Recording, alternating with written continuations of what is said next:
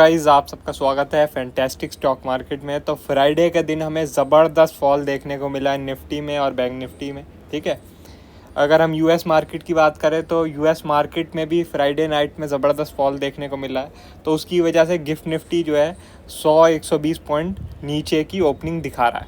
ठीक है, तो अब हम लोग बात करने वाले हैं कि भाई मंडे को क्या हो सकता है, क्या हमारा गेम प्लान रह सकता है। ठीक है, अब जैसे कि आप लोग देख रहे हैं फ्राइडे वाला जो दिन था, उस दिन जो पहला 1 घंटा था उसी में मैक्सिमम जितना फॉल होना था हो गया था निफ्टी में। ठीक है, आप लोग देखें भाई, यहाँ पे जो सेलिंग शुरू हुई वो आपका पहले 1 घंटे में 24,860 तक लेके आ गई निफ्टी को। उसके बाद निफ्टी ने कुछ नहीं किया है, उसके बाद निफ्टी ने कुछ नहीं किया, थोड़ा बहुत ऊपर नीचे और कुछ भी नहीं। इसमें पुट ऑप्शन के प्राइजेस कुछ खास बढ़े नहीं। ठीक है, तो जिसने पहले 1 घंटे में अपना पैसा कमा के निकल गया उसका बढ़िया रहा। बाकी तो पूरा दिन जो ट्रेडिंग करता रहा उसका कुछ ज़्यादा फ़ायदा हुआ नहीं निफ्टी में और सेंसेक्स में। लेकिन अगर हम बैंक निफ्टी की बात करें तो वो पूरा दिन गिरता रहा और अब वो कहाँ पे आ चुका है, डेली टाइम फ्रेम लगा लेता हूँ मैं। तो ये जो मैंने आपको चैनल दिखाया था उसके पहले टॉप पे था। ठीक है, और अब बॉटम पे आ चुका है, अब चैनल के बॉटम पे आ चुका है। लेकिन गिफ्ट निफ्टी क्या दिखा रही है, एक और गैप डाउन दिखा रही है। तो ये वाला एरिया अब हम लोग टेस्ट होता हुआ देख सकते हैं बैंक निफ्टी में, जो कि है 50,150 का। आप लोगों को याद होगा इस लेवल के बारे में मैंने काफ़ी आप लोगों से डिस्कशन किया था 50,150 के बारे में। ठीक है, वैसे ही मैंने आप लोगों से 51,300 के बारे में भी डिस्कस किया था कि भाई 51,300 के नीचे अगर बैंक निफ्टी सस्टेन कर गया तो अच्छा खासा हमें फॉल देखने को मिलेगा।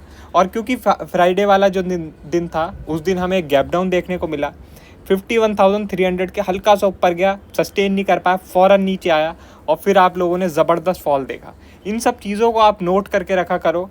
जिस भी लेवल को मार्केट को ब्रेक करने में दिक्कत आ रही होती है, ठीक है, ब्रेक करने में दिक्कत आ रही होती है और गैप डाउन हो जाता है समझ लो। ठीक है, और थोड़ा बहुत ऊपर जाके वहाँ से तेज़ी से रिजेक्शन लेता है तो समझ जाओ भाई अब मार्केट एक नया जोन बनाने वाली है। ठीक है, इस चीज़ को आप पकड़ लोगे तो काफ़ी बढ़िया आप पैसा कमा सकते हो मार्केट में। वरना क्या है, लोग कंफ्यूज होते रहते हैं कि भाई क्या है क्या नहीं है। यहाँ पे आप सिंपल देख सकते हैं 51,300 ब्रेक नहीं कर पा रहा बैंक निफ्टी। अब गैप डाउन हो गया है, ऊपर गया, रिजेक्शन मिल गया, तो क्या अब बैंक निफ्टी एक नया जोन बनाने वाला है, एक नया जोन बनाएगा और आपको एक अच्छा खासा फॉल देखने को मिला। ठीक है, इन सब चीज़ों का फ़ायदा उठाया करो। इन सब चीज़ों का फ़ायदा नहीं उठाओगे तो पैसा कमाना बहुत मुश्किल हो जाएगा। ये अपॉर्चुनिटी काफ़ी रेयर मिलती है मार्केट में। ठीक है, अब देखो मैंने जैसे आपको बताया अभी तो चैनल के बॉटम पे आ चुका है, लेकिन क्योंकि गिफ्ट निफ्टी दिखा रहा है कि गैप डाउन है तो 50,150 तक आ सकता है बैंक निफ्टी। ठीक है, अब ये जब 50,150 पे आ जाएगा तो यहाँ फर्दर सेल के बारे में नहीं सोचा जाएगा। यहाँ पर जो शॉर्ट पोजीशन बनाई हुई है हम लोगों ने उसे बुक करने के बारे में सोचा जाएगा। समझ गए, यहाँ पर शॉर्ट पोजीशन बुक करने के बारे में सोचा जाएगा। और ऐसा भी नहीं यहाँ पे शॉर्ट पोजीशन बुक करने के बाद आप सोचो कि रॉकेट बन जाएगी मार्केट, ऐसा कुछ नहीं है। ठीक है, यहाँ पर क्या हो सकता है, थोड़ा बहुत बाउंस आ सकता है आने को। ठीक है, कहाँ तक आ सकता है, 50,570। ठीक है, मतलब 570, 600 ये सब मान लो, इस जोन तक आ सकता है और फिर वापस से एक रिजेक्शन आके नीचे का जर्नी शुरू हो सकती है। इस सब चीज़ों का आप लोग ध्यान रखना। ठीक है, हम जो है गैप डाउन के बाद कोई फ्रेश सेल के बारे में नहीं सोचेंगे। ठीक है, मैं आपको बिल्कुल क्लियर बता रहा हूँ, गैप डाउन के बाद फ्रेश सेल के बारे में नहीं सोचेंगे। मेरे हिसाब से गैप डाउन के बाद मार्केट थोड़ा बहुत बाउंस ही करनी चाहिए और उसके बाद अगर रिजेक्शन ले रही होगी, ठीक है, एक अच्छा डिसेंट बाउंस 50,600 तक करने के बाद, एक डिसेंट बाउंस करने के बाद रिजेक्शन ले रही होगी तो दोबारा यहाँ पे शॉर्ट बन सकता है और दोबारा नीचे के टारगेट खुल सकते हैं। ठीक है, अब बैंक निफ्टी आप लोगों को क्लियर हो गया होगा बिल्कुल। तो अब निफ्टी की बात कर लेते हैं। निफ्टी में आप लोग देख सकते हैं भाई बहुत ही ज़बरदस्त रेड कैंडल बनी थी फ्राइडे वाले दिन।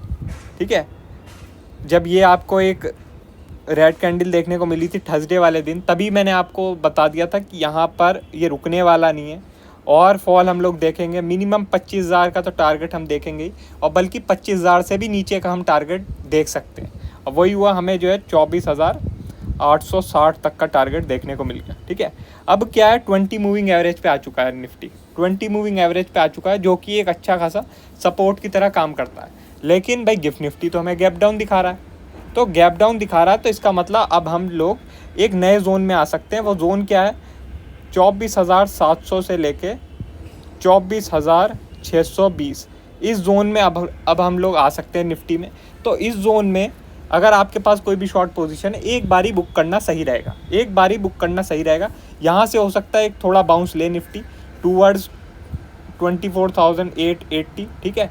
और उसके बाद फिर वापस अगर सेल ऑफ आना होगा तो यहाँ पे एक आपको रिजेक्शन दिख जाएगा और फिर दोबारा सेल ऑफ आएगा। मेरे हिसाब से जो सेल ऑफ है ना, कम से कम 24,400 तक आएगा, ठीक है, 24,400 तक।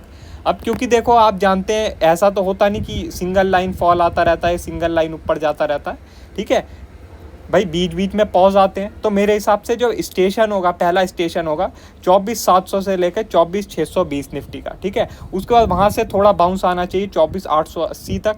उसके बाद फिर 24,400 की जो जर्नी है वो शुरू हो जानी चाहिए। 24,400 के आसपास फिर हम देखेंगे भाई मार्केट क्या प्लान बना रही है, ठीक है।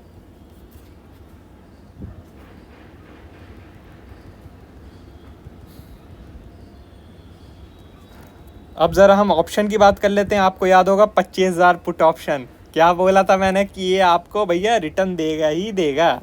इसमें आप देख सकते हैं थर्सडे वाले दिन एक हैमर कैंडल बनी, थर्सडे वाले दिन एक हैमर कैंडल बनी और फ्राइडे वाले दिन इसने 20 मूविंग एवरेज को टच कर लिया। बोला था मैंने आप लोगों से 20 मूविंग एवरेज को टच करेगा ही करेगा। 245, ठीक है, 245 के लेवल के ऊपर अगर ये ऑप्शन चला गया तो ये रॉकेट बनेगा, रॉकेट। और फ्राइडे वाले दिन हुआ भी यही, ये 245 के ऊपर चला गया और सीधे आपको 370 का लेवल दिखा दिया। भाई ऑप्शन को हल्के में मत लिया करो, ऑप्शन भी अपने में बहुत ही बढ़िया इंडिकेटर है। आप लोग क्या है बस ऑप्शन को ट्रेडिंग के लिए यूज़ करते हैं कि भाई ऑप्शन को बाय कर लूँ या सेल कर लो।